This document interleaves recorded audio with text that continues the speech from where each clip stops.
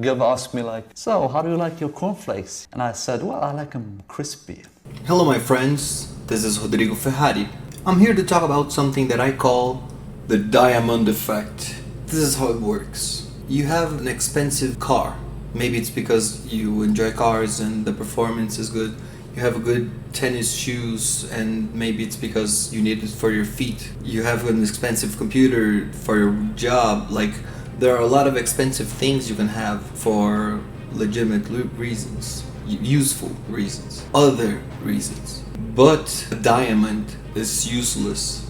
The only thing the diamond is good for is to show value, show that it's rich. So it becomes like the perfect metonym. It becomes the perfect symbol. It's a rule about what are the things that go viral. What are the discussions that go viral? You know, those cases that everybody talks about them, that there's division among the population and so on. You notice something about those cases. They are diamond cases. You see the diamond effect on them in this specific way.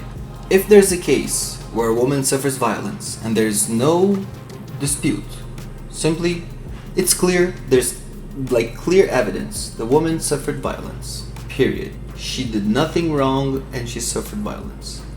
In this case, there's no way to discern the guy who has the expensive shoe because he's rich from the guy who has it because it's useful. So you can't discern the real defender of women's rights from a normal person who's just like, yeah, it's wrong to do that. But in a case where there's a lot of nuance and there's a lot of things without evidence, then you will have some people who will say, no, wait, we need more evidence. You know, we like innocent until proven guilty or something. And there will be people who will be like, no, it's guilty, it's completely guilty, I'm 100% sure men do this. And you know, so this is a case where the person can symbolize themselves purely because there is no clear evidence. You can't know for sure. Why are you saying it's 100% the case that, you know, this side is correct when you have you don't have enough evidence? So there's only one reason to do this, to show which side you belong to. I don't even know how to say this in English. It's like a Shibboleth, maybe you would call it. It's like a Jewish word, I think. It's like there are this things that you can carry and it shows belonging to a group. And words can function like this in the level of passwords. This is Lacanian stuff. There are words that it doesn't matter what they mean, because what they mean is actually just like a password. Like, it means this is the code to enter the room. This is the code to enter the place. This is the code to denote belonging to a group. So there are things that you say that just denote belonging to a group. People from the right used to call this like virtue signaling and so on. They missed the point. It's not virtue signaling. It's belong to a group signaling. And those are the cases that go viral. The cases that allow people, especially those that allow the two groups to do the same.